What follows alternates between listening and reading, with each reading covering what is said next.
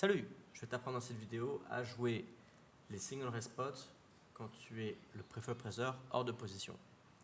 Donc il y a déjà deux distinctions. La première, c'est quand tu es en small blind, que tu open et que tu es call par big blind. C'est la première situation, c'est single raise pot, preflop raiser hors de position, blind versus blind. Et la deuxième situation, c'est quand tu open par exemple en early position et que tu te fais flat par cutoff ou bouton. C'est très différent. Pourquoi? Parce qu'évidemment, quand tu open UTG ou UTG plus 1, comme tu veux, tu as une range très tight et tu te fais call par bouton. La range de call de bouton, ça va être quoi?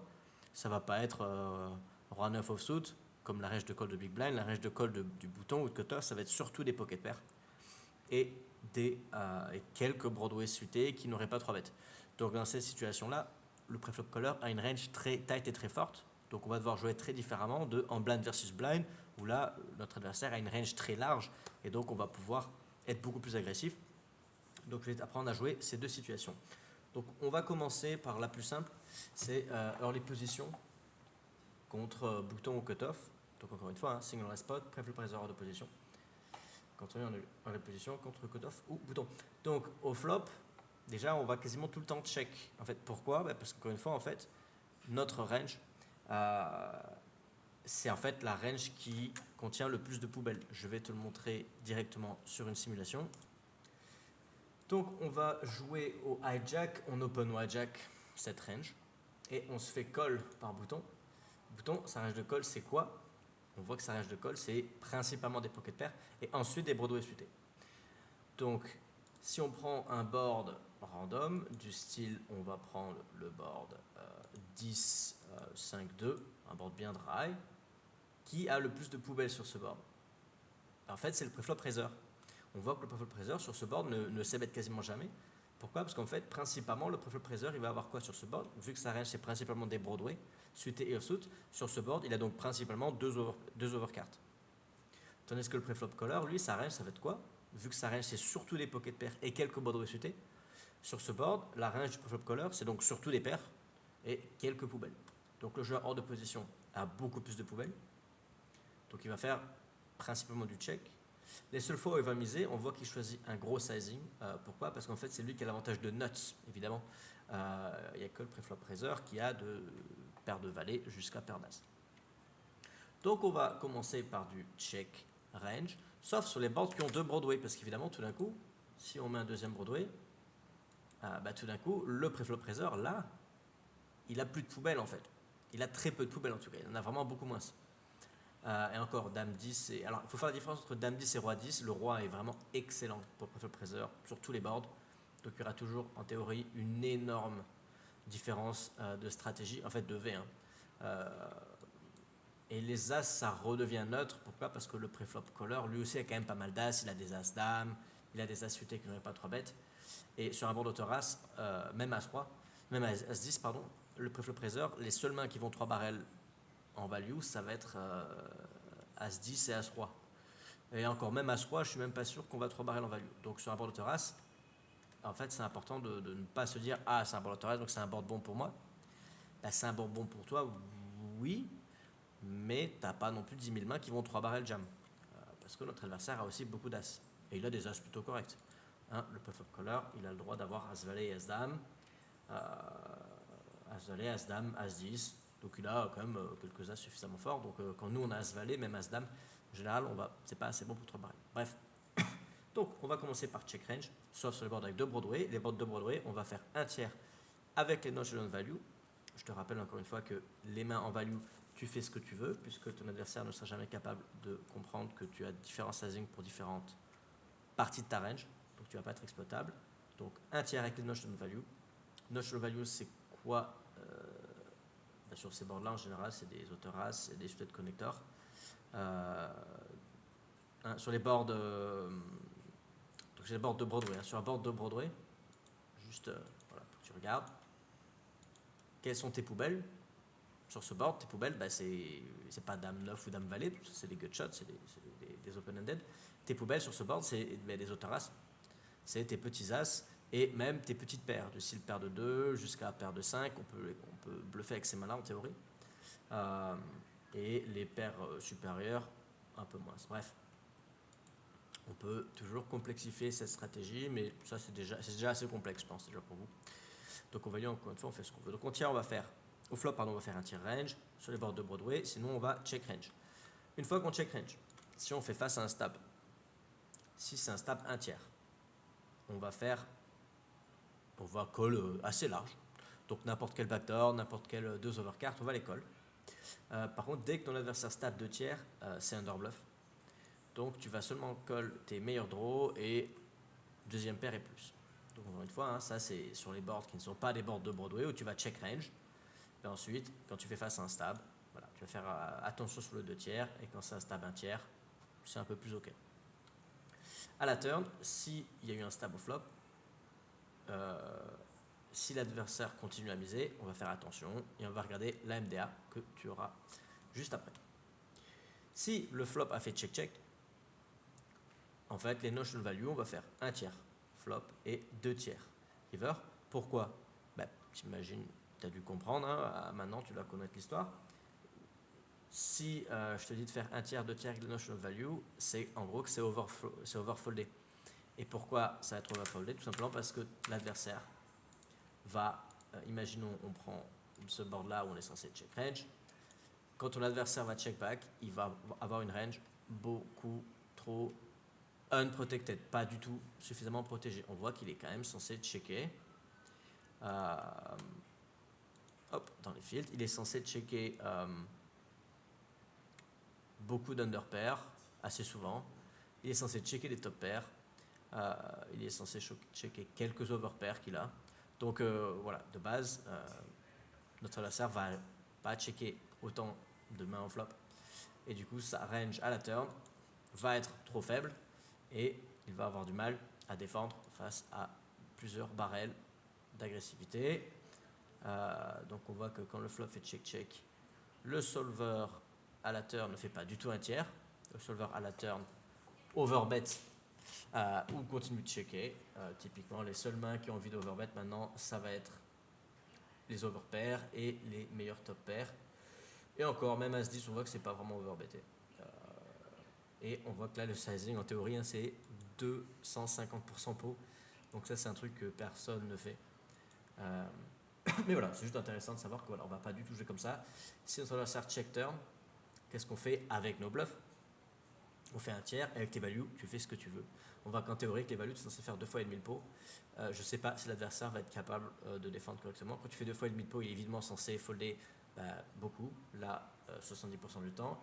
Et il est censé payer top pair plus, sauf qu'en fait, toute sa range, maintenant c'est des bluff catchers, évidemment. Paire de valet, c'est un bluff catcher, puisqu'on voit que quand le profil pressure fait 250% pot à la turn, c'est jamais moins bien que 2 valets. Donc quand toi tu as 2 valets et que tu es flop caller et que tu fasses un énorme overbet dans ce spot, c'est break-even. Bref. Donc voilà, après que le flop fasse check-check, on fait un tiers turn, 2 tiers river, notion value. Les values, tu fais ce que tu veux. Et les show value, on va check. On va continuer à check turn. Pourquoi? Parce qu'on a de la showdown, donc on est content d'aller au showdown, comme son nom l'indique. Et parce que notre adversaire va overbluffer. Évidemment, tu verras la MDA juste après. Donc ça, c'est early position contre un flat du cutoff du bouton. Je te rappelle encore une fois que ça, c'est une line pour le heads up, pas pour le multi-way. Maintenant, on va regarder comment jouer en BVB. C'est très différent en BVB. Donc là, tu as ce tableau pour t'expliquer comment jouer. Et je vais évidemment te montrer comment il fonctionne. Donc là, on a stratégie au flop, à la turn et à la river. Et ensuite, on a 3 types de mains. Encore une fois, on a les non-showdown, les value et les showdown. On voit que les showdowns sont checkés. Pourquoi elles sont checkées? Parce que la population overstab, overbluff. Donc on va checker nos showdowns pour tout le temps check call. Encore une fois, tu as la MDA pour t'apprendre à défendre. Les values, tu fais encore une fois ce que tu veux avec ta main en value, puisque encore une fois, tu ne vas pas être exploité, puisque ton adversaire ne va pas jouer suffisamment de mains contre toi et va pas suffisamment faire attention à ce que toi tu fais, vu le nombre de fiches au table, pour se rendre compte que tu as différents sizing et que chaque type de main utilise des sizings différents. Donc maintenant, comment on joue avec les non-showdown value? C'est là où toute la difficulté intervient, ou plutôt apparaît. Au flop, déjà, on voit que il y a deux choses. Soit on check, soit on fait un tiers. Alors, quand est-ce qu'on check? En fait, on va checker sur les boards qui sont plutôt mauvais. Donc, tous les boards pairés en dessous de 9, on va checker. On ne va pas bluffer. Je te conseille même en value de faire assez attention d'ailleurs sur ces boards-là. Ces boards-là qui sont relativement mauvais pour nous, même quand tu as une main en value, sur un board qui est mauvais pour toi, ça veut dire qu'il va falloir que tu fasses attention et que tu sois raisonnable et que tu ne commences pas à faire énormément grossir le pot au flop et à la turn et tu te retrouves à la river dans un pot qui est énorme sur un board qui est très mauvais pour toi et l'adversaire te raise river et là tu seras bien emmerdé. Donc encore une fois on va faire attention. Donc on va checker sur les boards pairés en dessous de 9. Pourquoi? Parce que le pré-flop caller, la big blind donc, a plus de cartes en dessous du 9 que le pré-flop raiser. Puisqu'encore une fois, la range de call de big blind en BVB, elle est très large et c'est du coup, et il a un avantage voilà, sur ces cartes-là. Donc dès que c'est un board pairé en dessous de 9, il y a très peu de mains qui ont 3 streets de value chez nous. Si on regarde, par exemple, qu'est-ce qu'on fait avec paire d'as, on va voir que même paire d'as n'est pas un pur bet au flop, puisque ça n'a pas 3 streets de value. On va prendre 9-9-2. On voit que sur 9-9-2, on va faire attention. Donc là, il y a quand même pas mal de bêtes. Hein. On est d'accord mais on voit que voilà, paire d'as, c'est pas un overbet. Enfin, c'est pas un pur bet. Et en gros, en fonction du run-out, ça va être difficile de prendre 3 streets de value. De plus, quand on check, notre adversaire fait beaucoup d'erreurs, puisque quand on check, notre adversaire va drastiquement overbluffer. Il est censé faire relativement attention, puisque toi, quand tu check au flop, tu es quand même censé checker deux as, deux rois et même des 9. Donc lui, il n'est pas censé faire n'importe quoi, et l'adversaire va vraiment détruire sa range en overbluffant. D'où l'intérêt, non seulement de checker parce que ces boards sont mauvais pour toi, tout cela, et en plus parce que quand on check, l'adversaire va vraiment overbluffer. Alors évidemment, ça c'est avec les notional value, donc quand on fait face à un bet de toute manière, il va falloir soit check raise en bluff, soit check fold. On va rarement check call avec la note showdown, sachant que on a de la showdown, quoi. On n'a rien. Donc, paire en dessous de 9. Les boards, les low boards, le board ça veut dire en dessous de 9. Donc 3 cartes en dessous de 9, c'est plutôt mauvais pour nous et c'est plutôt bon pour l'adversaire. Alors 9-7-3 c'est un peu particulier. Je crois que c'est 8. Alors il y a un board sur lequel il y a des... Mais là il n'y sera pas. Petite info rigolote d'ailleurs, je crois que c'est le board 8-5-2 Rainbow. Ouais, ça doit être ça. Ou au flop, le pré-flop raiser, il est censé c-bet, il est censé c-bet 300% pot. Bon, ça c'est le monde magique de la GTO. Mais c'est juste marrant à savoir. Donc, low board, paire en dessous de 9 et board connecté. Donc, board connecté, c'est quoi? Eh ben, ça va être un board du style avec énormément de draw, du style 9-8, bon, évidemment 9-8-7, hein, ça tu le vois venir, hein, le pur check, ou quasiment pur check. Mais même si au lieu de prendre 9-8-7, on prend 10-9-8, en fait ça ne change pas grand chose. Hein. Que ça reste un board méga connecté, l'adversaire a beaucoup de mains qui connectent sur ce board, on est hors de pause, même 2 as a rarement 3 streets de value, puisqu'en fait, essayons de voir tous les turns au river qui peuvent niquer notre paire d'as. Alors c'est très simple, les 6, les 7, les 8, les 9, les 10, les valets, les dames et les piques. Donc ça fait plus de la moitié du paquet qui sont horribles pour nous. Donc sur ces boards-là, on va faire très attention. On va commencer à checker et ensuite on va réévaluer à la turn. Quand on check, l'adversaire va faire n'importe quoi. Ici, il est censé continuer, il est censé check back. Tiens-toi après, hein. Il est censé check back des straights, il est censé check back des doubles paires. Voilà, 18, c'est censé check back plus de la moitié du temps. Les top pairs sont censés checker 70% du temps. Les deuxièmes paires, évidemment, pur check. Les doubles paires check la moitié du temps. Il n'y a que les brelans qui check pas trop. Et les straight check encore 30% du temps. Donc, là, l'adversaire va faire n'importe quoi. Bref. Donc on a tout intérêt à checker pour le laisser faire de la merde. Donc de toute façon, c'est un board dégueulasse, mauvais. Donc on va pas commencer à bluffer dès le flop sur ces boards-là. Donc board connecté non plus. Et board monotone, pareil. Board monotone, ben, c'est encore la même histoire. Tu es hors de position.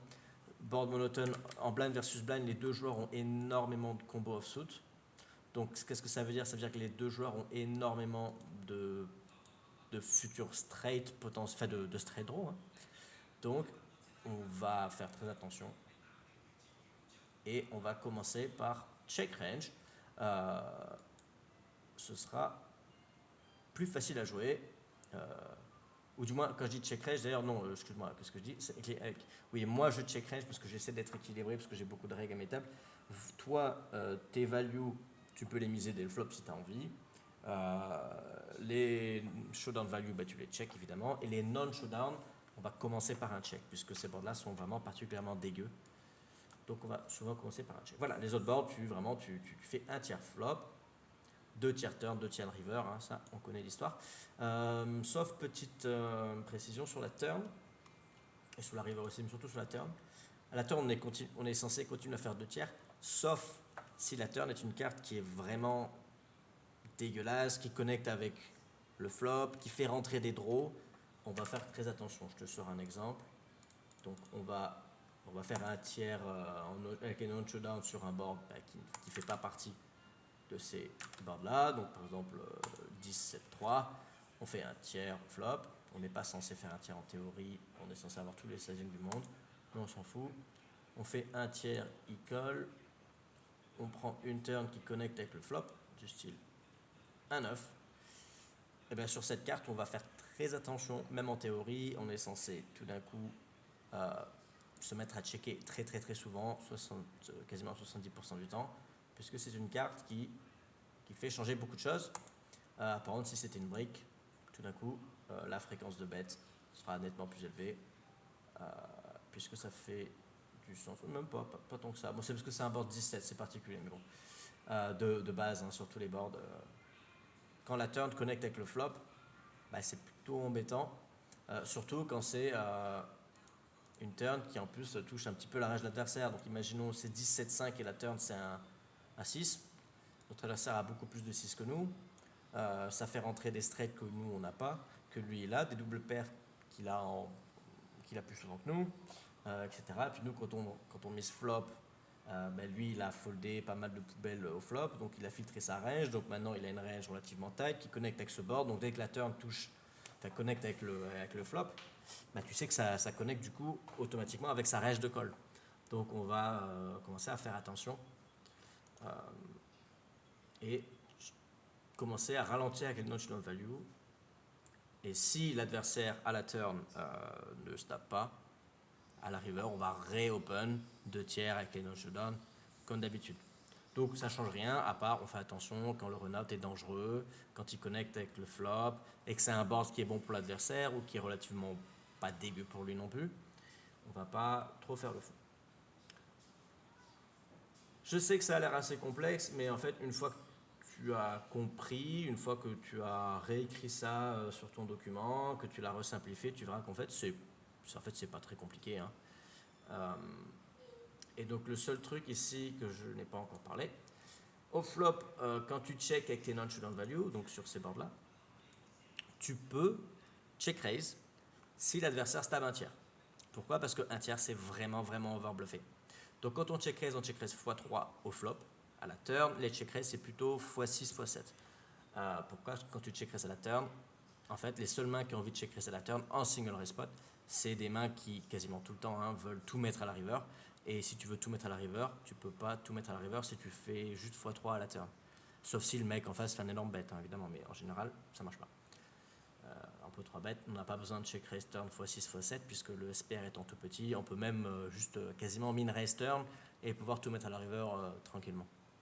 Bref, je divise, donc flop s'il stab un tiers sur les boards où tu es censé checker avec les national value, tu peux check raise et une fois que tu as check raise au flop, comment jouer la turn?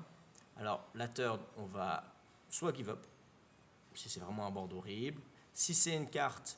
Si la turn est une carte qui fait rentrer une flush ou une carte qui fait pairer le board, tout d'un coup, on va give up tout le temps. Parce qu'en fait, c'est des cartes qui smash la range de vilain, surtout les cartes pairées. Pourquoi? Parce que quand tu check raise the flop, l'adversaire il colle avec quoi? Il colle avec toutes les paires qui ont touché le board. Et du coup, dès que la turn c'est une carte pairée, en fait, ça smash sa range. Il a beaucoup plus de trips que toi. Alors pourquoi il a beaucoup plus de trips que toi? C'est très facile à se rendre compte. Quand tu check raise sur 17-5 par exemple, on va pas check raise sur 17-5 parce qu'on va bet range avec les non showdown. Mais imaginons qu'on avait envie de check raise avec 17 sur 17-5. Tu vas pas check raiser des 7, ni des 5, ni beaucoup de 10. Seulement les meilleurs 10, on est d'accord? Sauf que l'adversaire, lui, il colle avec quoi? Il colle avec tous ses 5, tous ses 7, tous ses 10. Donc dès que la turn c'est un 5, un 7, un 10, qui a le plus de brelans maintenant? Enfin, qui a le plus de trips? C'est lui. Donc, avec les no-show value, si tu décides de check raiser face à un stab un tiers, tu check raise x3, à la turn, tu vas pot et ensuite give up river. Tu vas pot, sauf si la turn fait rentrer une flush ou c'est une carte pairée. Voilà. Si stab 2 tiers, on give up parce que le tiers ça commence à être under bluff. Je te montre. La MDA, elle est très simple. Les fiches, overbluff tout le temps, sauf quand il raise river. Surprise, surprise. Celle-ci, évidemment, on s'y attendait, c'est assez évident. Ils overbluff tout le temps partout, les fiches. Donc, pour ça qu'on a envie de tout le temps checker avec les showdown value, pour vraiment juste check call, quoi, et fermer les yeux. Les règles, c'est un petit peu différent. Quand il raise turn, c'est overbluff quand même, mais avec des low pairs. Donc, typiquement, on imagine que c'est 17-5. On sait bet flop, il colle.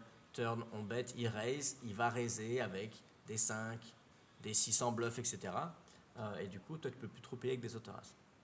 Par contre, contre le fiche, oui, tu payes avec des autoras parce que c'est overbluff, mais pas avec les low pairs. Sinon, dès que le reg raise river, c'est underbluff. Et d'ailleurs, les règles, cette MDA, j'ai oublié de dire à West d'ailleurs, c'est écrit là. Ça, c'est juste en BBB, tandis que les fiches, c'est tout le temps. Pourquoi? Parce qu'en fait, les fiches ont tout le temps une range beaucoup trop large. Même quand il flatte au bouton, en fait, il va flatter avec Roi 9 offsuit des fois. Juste parce que c'est Roi 9 offsuit, quoi. C'est pas horrible. Ça se joue aux yeux du fiche. Donc le fiche, en fait, il aura tout le temps une range hyper large et donc il va tout le temps overbluffer dans n'importe quelle situation. Tandis que le reg, non. Le reg, on va faire attention. On n'a pas vraiment de MDA quand on open early position et que le reg flatte au bouton ou au cutoff, parce que ça arrive assez rarement. Donc même si mon coach avait acheté 20 millions de mains, il n'a pas réussi à avoir un échantillon suffisamment grand, même malgré 20 millions de mains, pour vraiment extraire des stats qui sont, de la MDA qui ne sera pas, qui statistiquement sera viable. D'accord? Parce que c'est un petit peu comme les stats, hein, ça marche comme ton graph poker. Donc à droite, le nombre de mains, en haut, combien tu gagnes. Bon, imaginons que tu es un joueur qui fait 5 BB100, du coup sur 100 mains, donc là c'est 100 mains, en théorie, tu auras gagné 5 BB. D'accord? Sauf que ça c'est en théorie. Dans la vraie vie, ton graph il ressemble à ça. Et du coup, en fait, au bout de 100 mains, tu peux très bien être à moins 25 BB, ou tu peux très bien être à plus de 100 BB. Donc évidemment, sur un échantillon de 100 mains, regarder ton résultat ne sert à rien. C'est pareil avec les stats, en fait. C'est pareil avec l'MDA. Tu ne peux pas extraire une stat MDA avec un échantillon de même de 1000 mains. Il faut au moins un échantillon de 50 000 mains, 100 000 mains, pour vraiment avoir une stat qui soit viable, qui soit safe. Donc là, ces stats-là, elles sont toujours hyper safe. Et dès qu'il n'y a pas la line, c'est parce que la stat n'est pas safe. Bref, je te souhaite une bonne journée, une bonne soirée, une chance aux tables, ou plutôt des chances aux tables, de la chance aux tables, je ne sais plus parler français. Et prends soin de toi. Allez, à plus mec.